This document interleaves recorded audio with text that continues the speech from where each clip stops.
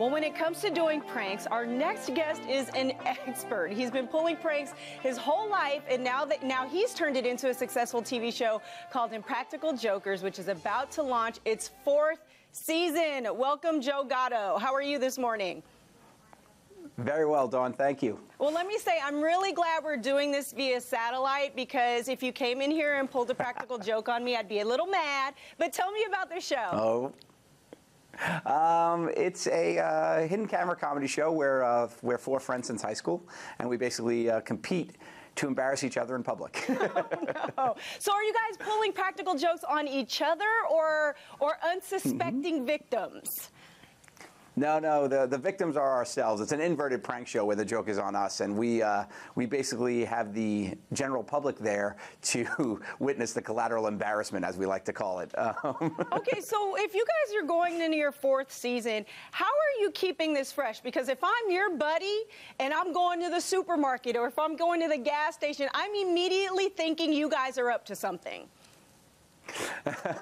Yeah, season 4 is interesting because, you know, at this point we've been doing it a long time. This season we'll hit our 100th episode, which we're really excited about. And it basically is, keeps you on your toes, because for so long we've been messing with each other, and we have just like a database of revenge that we need to get on each other. So I think that's really what season 4 is all about. Okay, has anyone ever gone too far? Like to the point where I'm sure you guys get, you know, you're like, okay, you let it go. But has anyone gone too far where someone's still mad about it like a year later? You know, Murr really hasn't gotten over us forcing him to skydive, if I'm going to be honest with you. Yeah, there was an episode where Murr had lost and we threw him out of a plane.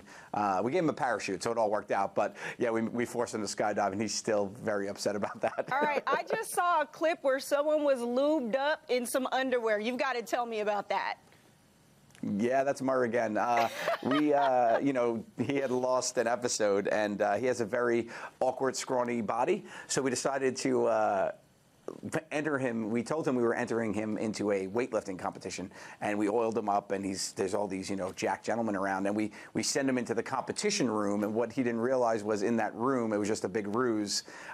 Sitting in the chair ready for an interview was Danica McKellar, his childhood crush, who played Winnie Cooper on The Wonder Years, and he had to sit there in an American flag Speedo, all oiled up, and interview Winnie Cooper, which was really awesome. I love that. And again, you got to know it's coming, right? Yeah, I mean, it's fun because we just can't believe what we're able to pull off at this point. I mean, the guys last week got me very, very, very good, and I was very proud of them. And it's funny because like you're sort of proud of your friends for getting you so good. So it's a weird dynamic that you live. And we'll see that on this new season, right? Yes, you will. Yes, you will. What's one of the craziest practical jokes they've played on you in seasons past? You know, in season 4, you know, where a couple weeks ago they aired the episode where I had to interview a motorcycle club of gentlemen. So they sent me into this room of intimidating fellows, and I had to answer the questions that they wrote for me, and they weren't good questions to ask a group of motorcycle riders, such as, what's your favorite Katy Perry song? Nice. So it was a little intimidating, that room. I bet you got some good answers out of that one. What do you think it is about practical jokes that really resonate with people, that make people want to tune in and see this stuff happen?